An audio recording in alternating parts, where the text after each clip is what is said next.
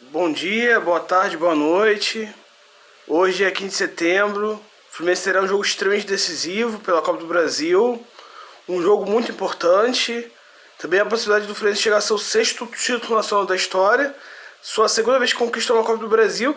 E a primeira vez que conquista com times que jogam a Libertadores. Porque em 2007 o Fluminense é campeão, mas não tinha a presença dos times que jogaram aquela edição da Libertadores.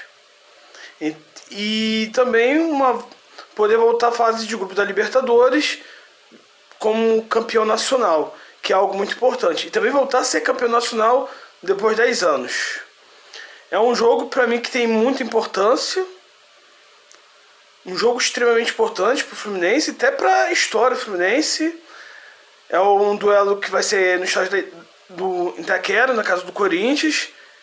E é aquilo que eu falo, simplesmente o Fluminense nunca conseguiu vencer no estádio do Corinthians.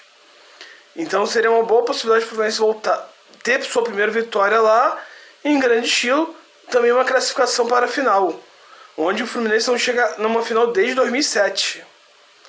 Coloca um tempinho considerável e chegar na sua quarta final. É um jogo muito importante, como já disse. Por exemplo, em decisões de mata-mata, o Fluminense não teve tantas vantagens diante do Corinthians. Já teve decisões como 76 do Brasileiro, 2002 do Brasileiro. O Fluminense não foi bem duas vezes em Copa do Brasil, 2009. Teve uma outra edição recentemente da Copa do Brasil e também da Copa Sul-Americana em 2019, que o Fluminense acabou caindo. O Fluminense teve dois bons momentos na sua história. Um da Copa Rio em 52, que o Fluminense é campeão sobre o Corinthians, quando a gente ganhou o Mundial. E em 84, que o Fluminense ganha o Corinthians no Morumbi lotado, com gols de Assis e Tato. Os tricolores mais antigos devem sim lembrar desse grande jogo, que foi um jogo histórico para o Fluminense, até onde o Fluminense depois seria campeão brasileiro em 84. Um título muito importante para a história. E aí vamos falar do jogo. O Corinthians vai com força máxima, vai com seus melhores jogadores, desde o sistema defensivo, com Cássio, Fagner, com Fausto Vera, com Renato Augusto, Roger Guedes e o Roberto. Vai com sua força máxima. Vai jogar em casa, com o apoio da torcida. Porém, aquilo que eu falo, vocês vão ter a casa cheia, vão. Mas a torcida do Fluminense esgotou todos os ingressos no estádio do Corinthians. Então, vamos ter uma boa presença de tricolores lá.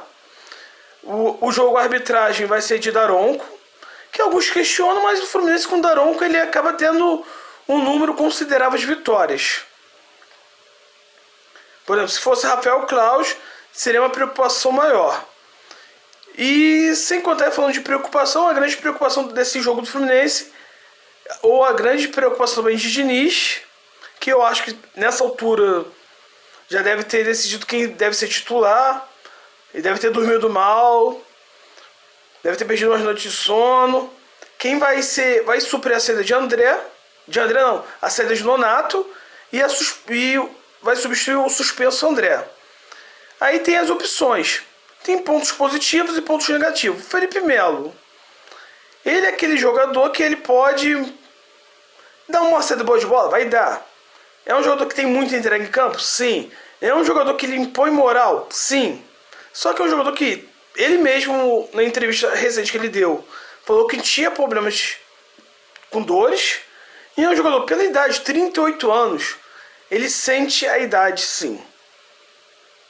Porém, ele ter ido para a entrevista coletiva gerou dúvida nos tricolores, se ele começa ou não como titular. A outra opção é Martinelli, que foi um dos jogadores que teve muita chance com o Diniz. Só que Martinelli é aquilo. Em qual posição ele vai jogar? De primeiro volante ou de segundo? Se ele jogar de segundo volante, é porque resolveu-se colocar Felipe Melo, porque ele vai ser primeiro. Se resolver botar Martinelli de primeiro volante, é porque a opção foi o Iago. E assim, eu vejo Martinelli um jogador com muito potencial, porém um jogador jovem, que pode sentir a pressão de um grande jogo. E a outra opção é Iago Felipe. Jogador que desde 2020 vinha sendo como titular absoluto, 2021 também. E 2022 com o Abel era titular. Já com o Diniz não foi titular, foi testado como nas laterais. e ficou muito tempo só no banco e nem entrava direito nas partidas. Na última partida começa como titular e aquilo, ele sente sim aquela coisa básica que é a falta de ritmo de jogo. Ele tem um ponto positivo, que ele corre, se entrega, porém um ponto negativo talvez é o tempo que ele ficou sem jogar e não está habituado ao estilo de jogo do Diniz. E aí tem aquela opção do Nathan. Ponto positivo é ele tem uma boa saída de bola, tem um bom passe. Ponto negativo, não é um jogador acostumado a marcar, a voltar tanto para buscar jogo e certamente pode sentir. Porém, Nathan chegou a jogar de segundo volante contra o Atlético Paranaense. E aquilo já foi um teste do Diniz. Talvez ele não foi tão bem, mas a gente não está acompanhando o treino do Fluminense para saber dia a dia como tem sido. E o outro é o Wellington, que muita gente prefere que não coloque. Mas foi um jogador que no início tinha confiança do Diniz. Confiança em termos, mas era utilizado. Porém, perdeu muito espaço recentemente. Assim, em relação ao Fluminense, essas que são as dúvidas mesmo, quem vai ser a dupla de volante. Do restante o time vai ser com o Fábio, Samuel Xavier, Nino, Manuel, Caio Paulista. Talvez pode-se ter uma mudança, mas a tendência é que Caio Paulista seja o titular. A dúvida é a dupla de volante. E o setor ofensivo vai ter o nosso maestro, o Ganso, Matheus Martins, o nosso goleador, Germancano,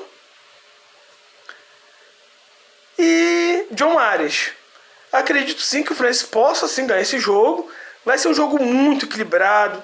Vai ser um jogo que o Fluminense não vai poder cometer o mínimo dos erros que cometeu nas partidas recentes, tanto contra o Fortaleza quanto contra o Corinthians.